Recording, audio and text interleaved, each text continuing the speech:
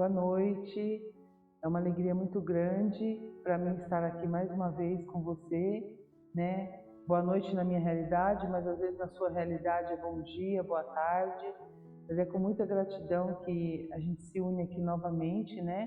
Para mais um culto de quarta-feira, o nosso culto de oração.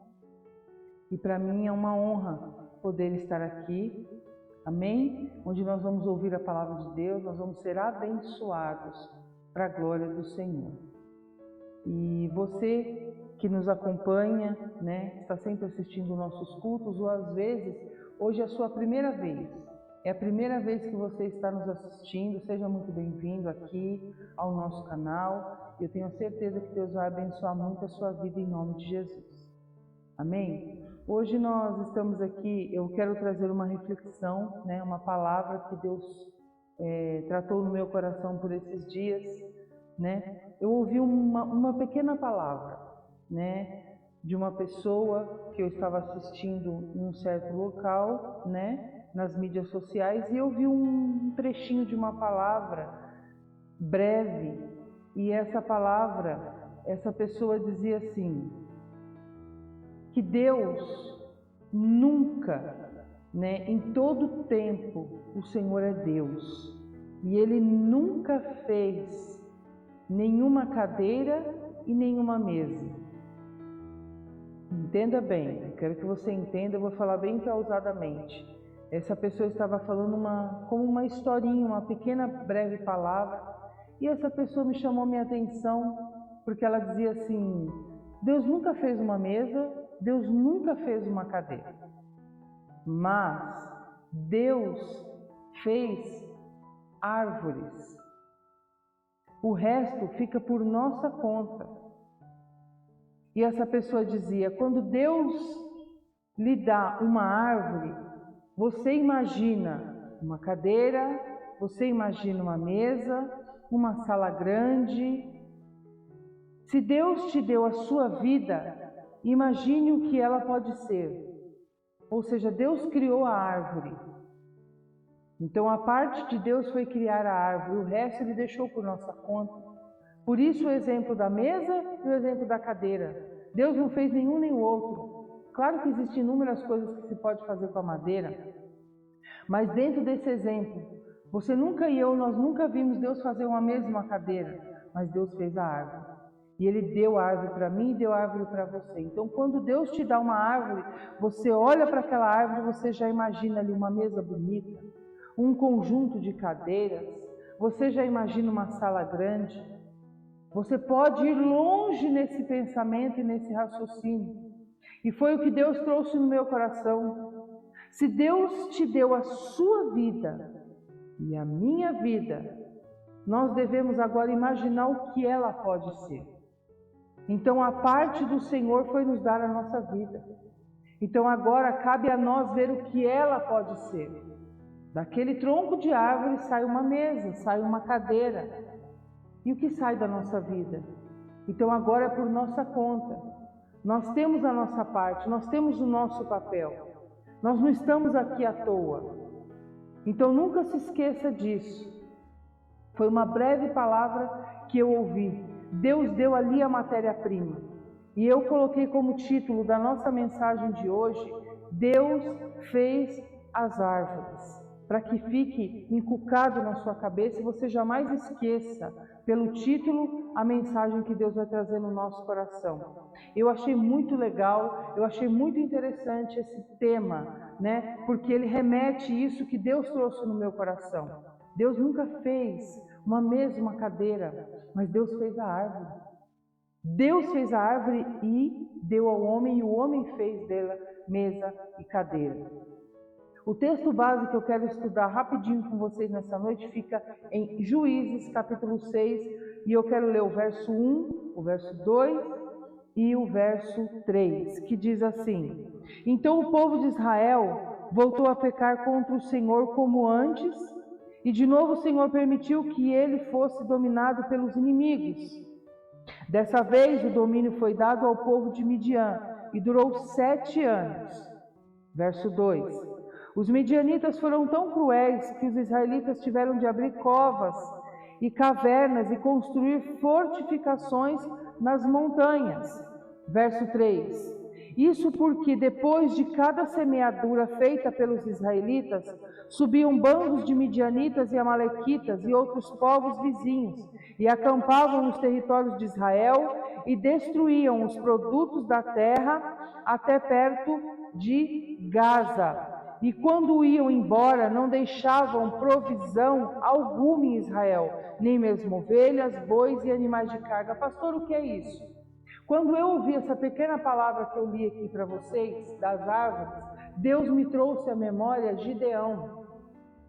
Deus falou comigo a respeito de Gideão. Deus deu a vida a Gideão. E agora o que ele ia fazer com a vida que Deus deu para ele? Lembra da árvore? Deus te deu o tronco, Deus te deu a árvore. Agora você vai e faz a madeira e a cadeira. Então o que acontece com este homem? Ele morava aqui junto com o povo de Israel.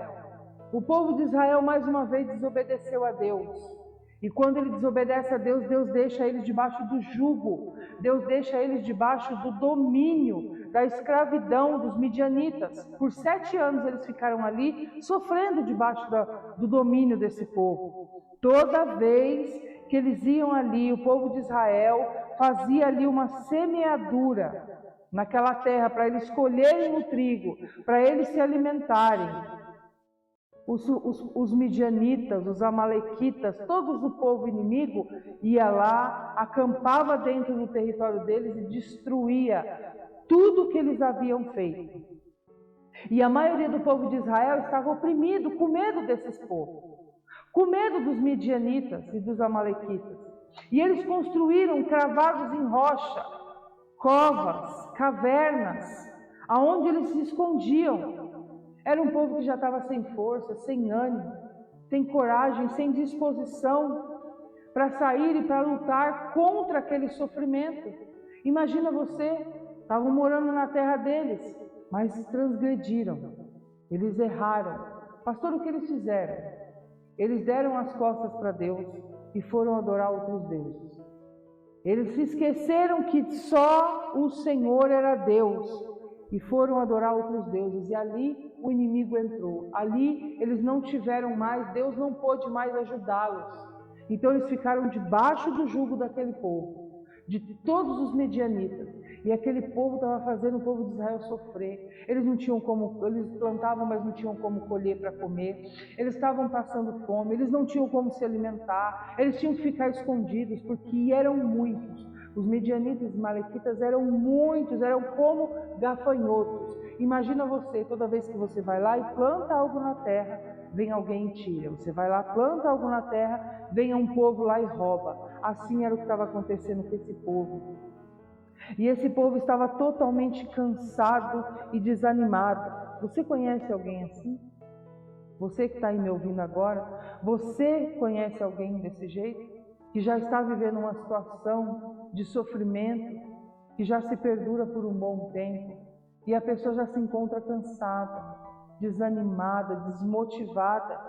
Quem se encontra dessa forma? Às vezes você mesmo que está me ouvindo agora se encontra assim, dessa forma, assim como esse povo de Israel estava. É uma situação errada, de sofrimento que eles tinham, muito ruim, mas eles não tinham reação. Eles não tinham poder de reação nenhum, eles estavam entregues. Eles cavaram na rocha e lá eles se escondiam. E como a situação ia se resolver se eles nunca encaravam a situação? Quantas vezes estamos exatamente desse jeito? Ah, esquece, deixa a vida levar. Ah, deixa a vida nos levar, vamos indo, vamos empurrando. Acredite você, é muito mais fácil o caminho da desistência. É muito mais fácil o caminho de você abrir mão de tudo, de você se entregar, de você não fazer mais nada, de você não reagir contra essa situação ruim que se abateu contra a sua vida. É muito mais simples e muito mais fácil, mas imagine o que a sua vida pode ser se você entregar ela a Jesus. O que pode ser da sua vida? Imagine, lembre lá do início do nosso título.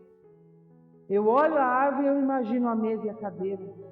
Eu olho a sua vida, você olha a sua vida, o que você imagina que ela pode ser? Se você entregá-la para Jesus, com certeza. Que obra linda que não pode ser, assim como a mesa, assim como a cadeira. Então é muito mais fácil nós empurrarmos com a barriga. E quantos de nós estamos hoje empurrando uma situação com a barriga? Estamos levando de qualquer jeito. É um dia após o outro, um dia após o outro, igualzinho o povo de Israel, sem tomar uma atitude. Essa decisão de não tomar decisão também é uma escolha, também é uma decisão. Você às vezes está passando por algo muito ruim. Acredite, você pode viver e se levantar na força que Deus tem para te dar. Aquele povo parecia que não tinha mais saída. Quem que poderia ajudar aquele povo? Eles eram um número bem menor. Os midianitas, os amalequitas e os outros povos eram como gafanhotos, não tinha como contar. A Bíblia chega a dizer que eles eram como a areia do mar. Se você consegue contar cada grãozinho de areia, nunca. Então aquele povo não tinha como resolver aquela situação, ou era buscar o Senhor, ou era se entregar de vez. Às vezes você está vivendo uma situação desse jeito, infeliz no seu casamento, infeliz na sua família, na sua vida, com você mesmo. Você tem opção sim, ou você se entrega e continua empurrando com a barriga, fingindo para todo mundo que está tudo muito bom, que você está bem, ou você se entrega para Deus. Ou você fala, Senhor, me socorre, Senhor, muda a minha situação. Tudo que o povo de Israel plantava e semeava ali, aquele povo vinha e destruía e deixava o povo de Israel sem nenhuma provisão.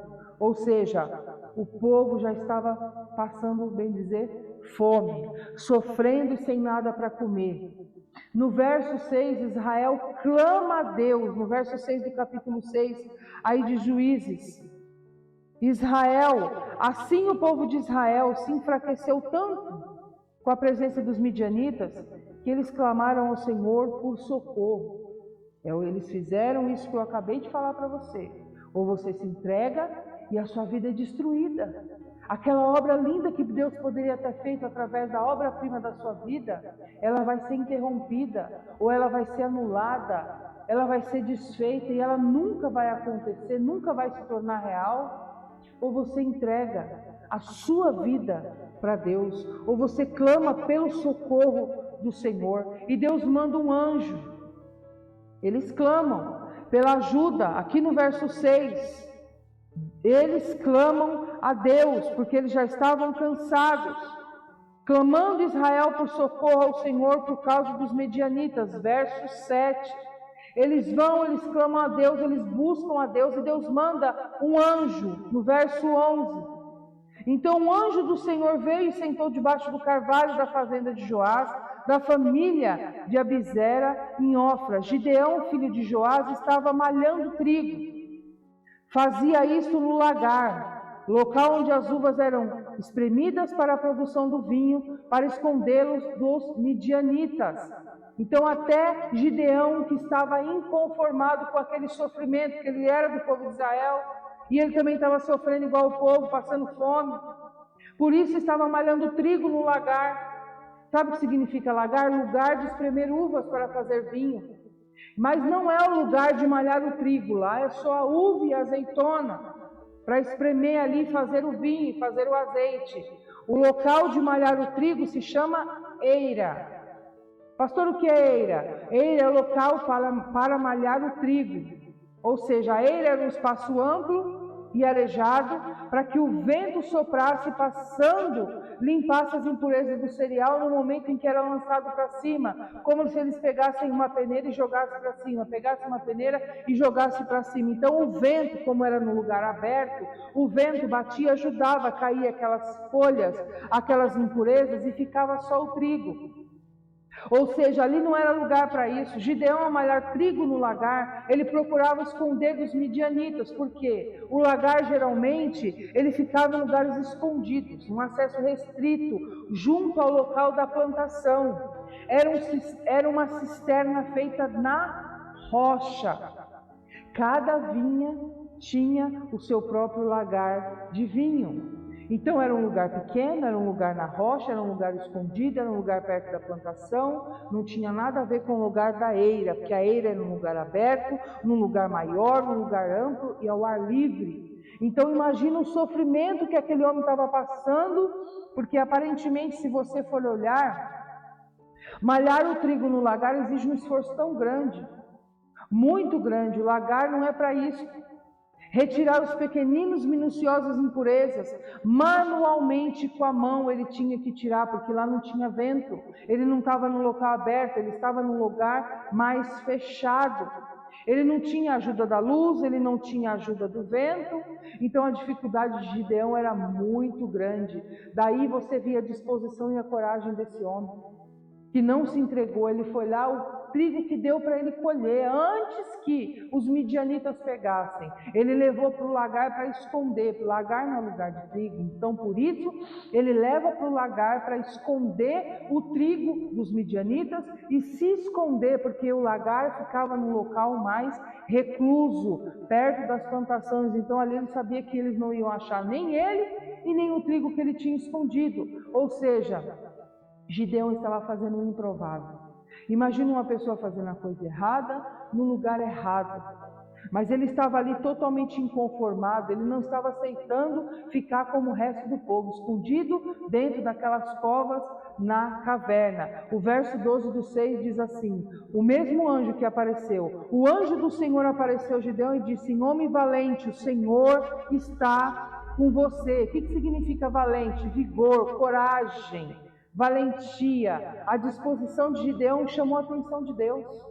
Por que você não faz a mesma coisa? Ah, mas comigo é diferente. Deus está perguntando para você, por que você não faz a mesma coisa? Por que você não mostra disposição para Deus? Mesmo você sem força, triste, desanimado nesse momento que você está atravessando, mostre disposição para Deus. Mostre que você está inconformado. Peça força para você se levantar dessa situação, como estava fazendo Gideão, e Deus, na pessoa daquele anjo, Deus chama ele de homem valente. No verso 13, diz assim: Gideão respondeu: ah, meu Senhor, se o Senhor está conosco, por que aconteceu tudo isso com o meu povo? E onde foram parar todos os milagres que os nossos pais viveram, contaram, como os que aconteceram quando o Senhor libertou Israel do Egito? Porém agora o Senhor deixou o meu povo desamparado e entregue ao domínio destruidor dos midianitas. Ou seja, Gideão questiona Deus estar com ele. Tipo, se Deus estivesse comigo, com esse povo, isso não estava acontecendo. Verso 14. Então disse o Senhor: com essa força que você tem, avante, liberte Israel do poder dos midianitas. Sou eu quem o está enviando nesta missão. Deus o encoraja. Deus o encoraja a virar aquele jogo, meu querido. Deus o encoraja a virar aquela situação. E Deus está fazendo isso agora também através da minha vida. Deus deu uma missão a Gideão. Verso 15, verso 16. Gideão respondeu, porém: ah, Senhor, como posso livrar Israel? O meu grupo de famílias é o mais pobre da tribo de Manassés. E na minha família eu sou o mais insignificante. A isso respondeu o Senhor: eu estarei com você. Por isso você vai destruir rapidamente os bandos midianitas, como se fosse um só homem. Ou seja, em outras palavras, Deus estava deixando bem claro para Gideão: deixa o vitimismo. Ah, Senhor, mas como que eu vou libertar esse povo? A minha família é o menor. Deixe de vitimismo, meu filho.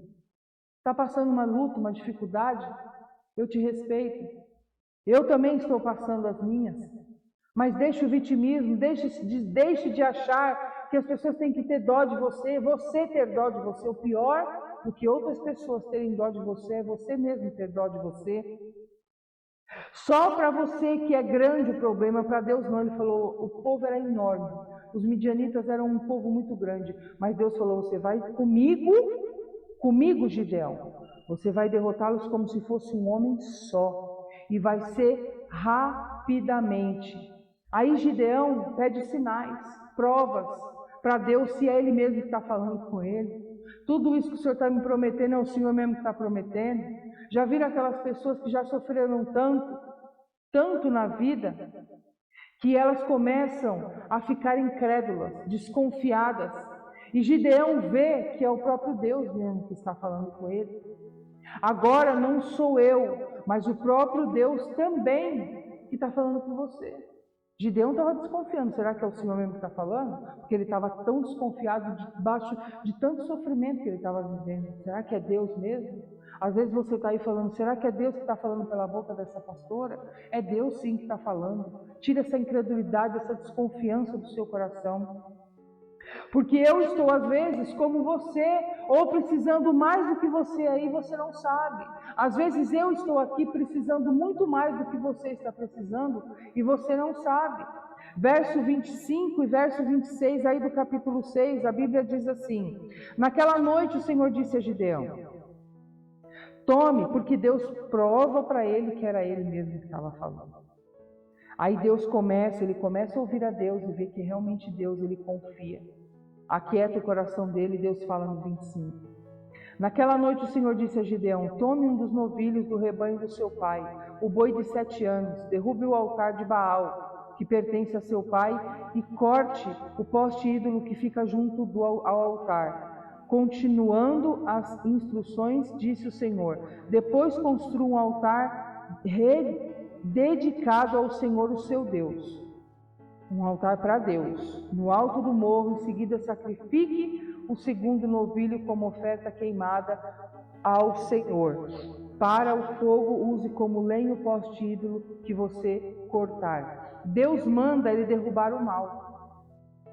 Você anulando as escolhas erradas e imediatamente corrigindo no mundo espiritual e físico com a escolha certa. A lei da física já diz que não tem como o mesmo corpo ocupar, dois corpos ocuparem o mesmo espaço.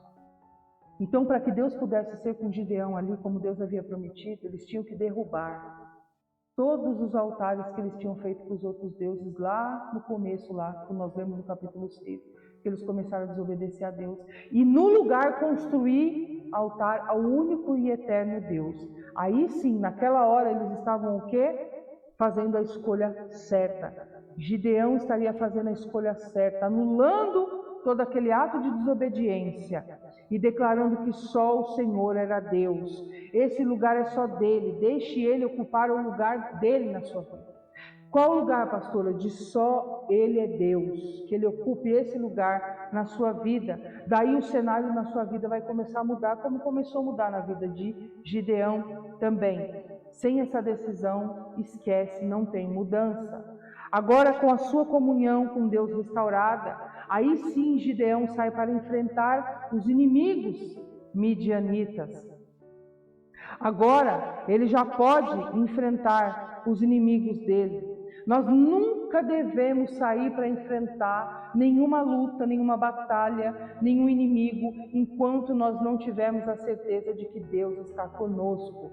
Gideão só sai quando ele tem a certeza de que realmente Deus está com ele. Mas Deus disse que tinha muita gente, porque ele vai ao encontro e ele leva muito do povo de Israel com ele. E Deus fala para ele: deixe esse, o povo vai reduzindo. Eu não vou ler tudo aqui para não se estender. Eu sei que no final das contas, Gideão fica só com 300. Gideão fica só com 300 e Deus fala: é com esses 300 que eu vou destruir os midianitas. Aqui no capítulo 7 de Juízes, lá no verso 10, 11, diz assim, no 10: Deus viu que Gideão estava ali, esperando a hora de invadir o acampamento do inimigo com os 300 soldados com ele, do povo de Israel. Mas Deus conhece o nosso coração e Deus viu que o coração de Gideão estava temeroso. E aqui no verso 10, Deus diz para ele: mas se você receia atacá-los, desça até lá primeiro, você e o seu assistente pura. Você ouvirá o que dizem os midianitas, e o que ouvir vai enchê-lo, e o que ouvir vai enchê-lo de coragem e de ânimo para atacar o inimigo. Então, Gideão vai e desce. Por quê? Porque realmente ele estava com medo. O verso 13 diz assim: Gideão chegou perto justamente na hora em que o homem estava contando um sonho ao companheiro do exército inimigo. Eles não estavam vendo Gideão, mas Gideão estava ouvindo porque Deus estava ali fazendo Gideão ouvir. E um contava para o outro: veja o sonho que eu tive, disse ele. Vi um grande pão de cevada que vinha rolando para dentro do nosso acampamento e bateu na tenda do comandante. A tenda virou de cima para baixo e ficou desmontada. O 14, disse o outro soldado: o seu sonho só pode significar uma coisa. É a espada de Gideão que vem contra nós. Gideão, o israelita, filho de Joás. O Senhor já garantiu a vitória dele sobre todos nós, midianitas e nossos aliados. Como Deus conhece nosso coração, querido. Ele viu que o coração de Gideão estava temeroso, então ele permitiu que Gideão fosse lá escutar o que os inimigos estavam falando a respeito dele. Ou seja, Deus usa a própria boca do inimigo para encorajar Gideão, para falar o coração de Gideão. Meu querido, Deus tem meios e formas de falar conosco. Deus usa quem Ele quer. Depois disso, Gideão se anima, se levanta e ele divide os 300 e ele vai ao acampamento dos midianitas na força do Senhor. Ele sabia que Deus estava com ele. E quando Gideão e os seus que estavam junto com ele tocaram as suas cornetas, o Senhor age naquele lugar e faz com que os inimigos comecem a matar o outro. Eles começam a se matar. Eles começam a atacar o outro naquele momento. E aqui Deus começa a operar e os inimigos começam ali destruir a vida e muitos morreram. Só que também muitos e muitos ali acabaram fugindo naquele momento. Acabaram naquele momento saindo para um lado, um para o outro. Só que Gideão desistiu, pastora. Não, tinha que acabar com todos os midianitas, todos os amalequitas. Então o que Gideão faz? Os persegue. Os persegue até alcançar o último. Você pode ler aí na sua casa no capítulo 8, que ele não sossegou até alcançar todos. E ali no verso 22 do capítulo 8, o povo pede, eu não vou ler aqui, o povo de Israel depois da vitória, o povo pede para que Gideão seja o rei deles. E Gideão recusa, dizendo que o Senhor é quem seria o rei deles, é Deus. A Deus toda a honra e toda a glória. Por quê? Porque já tinha sido eliminado todos os inimigos. Os líderes dos midianitas, os reis ali tinham sido mortos, tinham trazido a cabeça até Gideão. Ou seja, por que arrancar a cabeça? Quando arranca a cabeça, está Deus mostrando que a situação está resolvida. E é isso que Deus faz. Deus quer resolver essa situação que está te fazendo mal, essa situação que está te levando a esse sofrimento. Deus quer colocar um ponto final. E por último aqui, no capítulo 8, no verso 28 e no verso 29, que diz assim em Juízes: termina aqui a fiel narrativa de como Israel derrotou e dominou os midianitas. Midian nunca mais levantou a cabeça, e a terra gozou paz por 40 anos, enquanto viveu Gideão. Verso 29.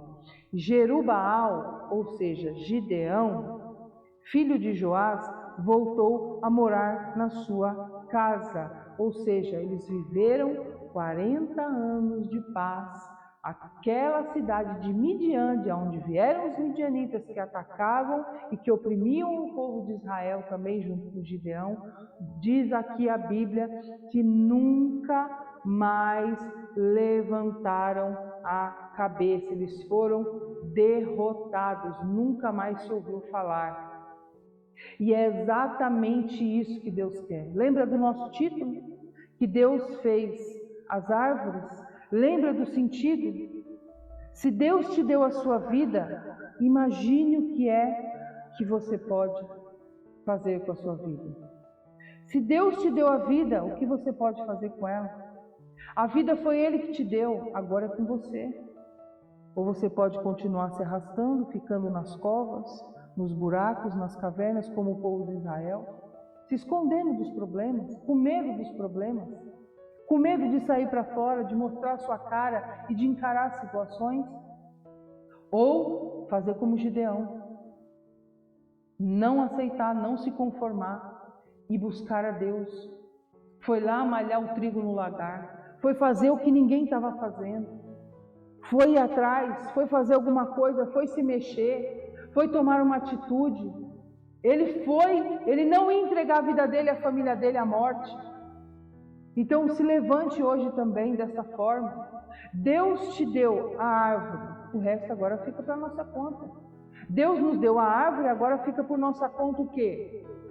Trabalharmos aquele tronco, trabalharmos aquela madeira e construirmos aquelas mesas bonitas, aquelas cadeiras bonitas. Isso é conosco, é com você a sua vida, meu querido. Então não aceite, se levante como Gideão se levantou. Nós vamos agora fazer uma oração.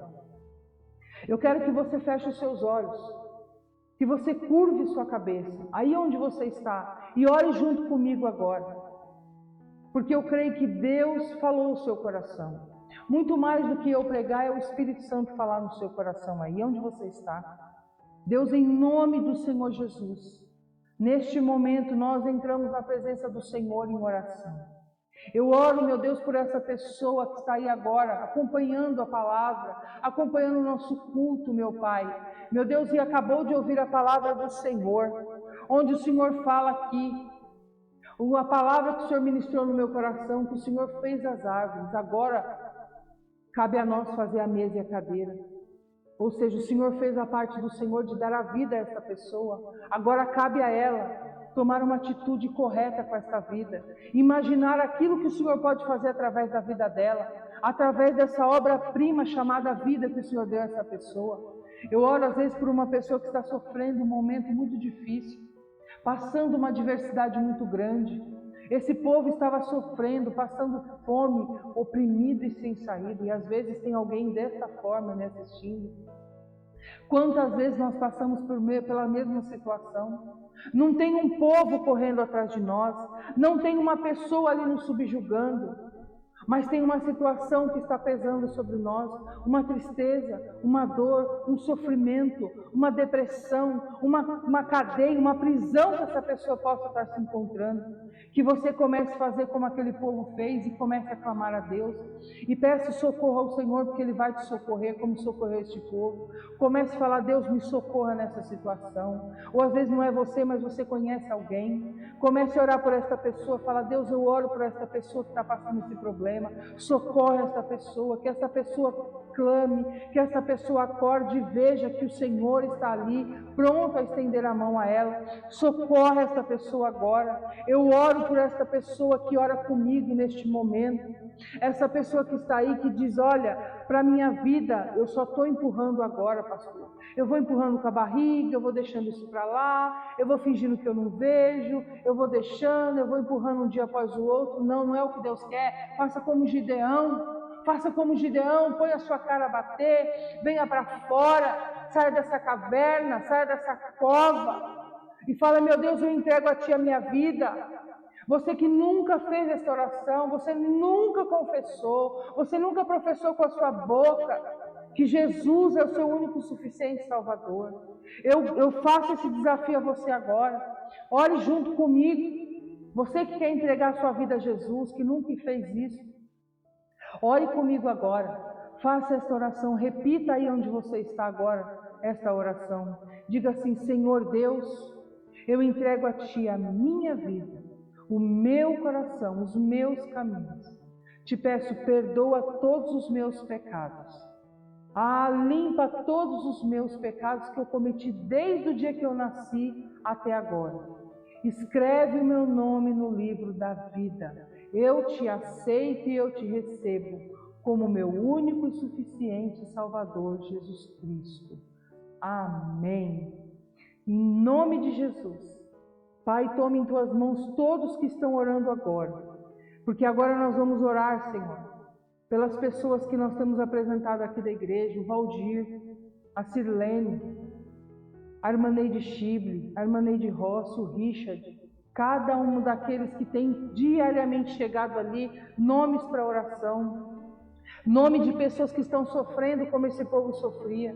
Nós clamamos por eles em nome de Jesus, pedindo que o Teu poder venha sobre a vida deles, Pai. com a cura, com o milagre, com a resposta, com o refrigério, Deus, com a vitória, em nome do Senhor Jesus Cristo, com a vitória completa, porque Deus nunca faz nada pela metade. Alcança os cansados, os desanimados, os depressivos, os angustiados, os aflitos.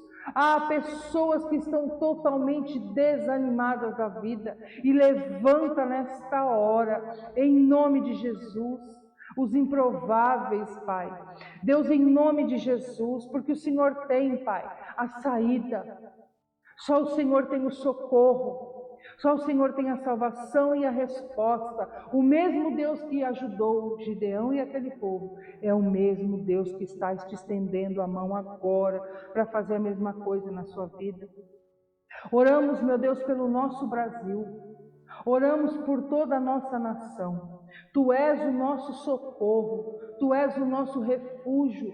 Tu és a saída. Tu és a resposta para todas as indagações. Tu és, meu Pai, a salvação e o socorro para a nossa nação. Entra com providência, Pai, em toda a nossa nação. Entra com socorro, Pai, dos quatro cantos, meu Pai.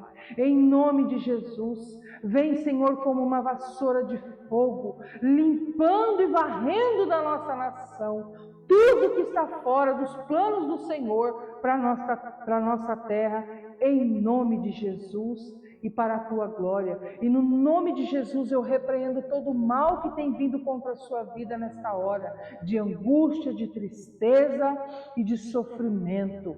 Que todo mal saia agora, que você receba a libertação, que você receba a cura de toda doença e toda enfermidade.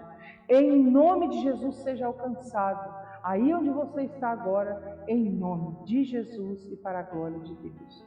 Amém? Que você que crê e você que concorda, diga amém, eu creio e eu recebo. Amém?